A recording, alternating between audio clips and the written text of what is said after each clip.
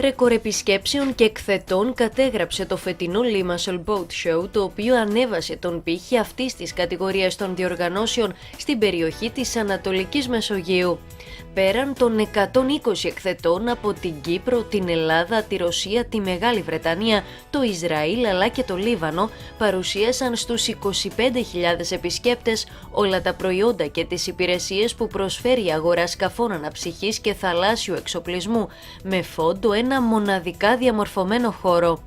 Οι επισκέπτες είχαν την ευκαιρία να θαυμάσουν από κοντά πολυτελή σκάφη, να παρακολουθήσουν σεμινάρια, παρουσιάσεις νέων προϊόντων, θαλάσσιες δραστηριότητες και επιδείξεις.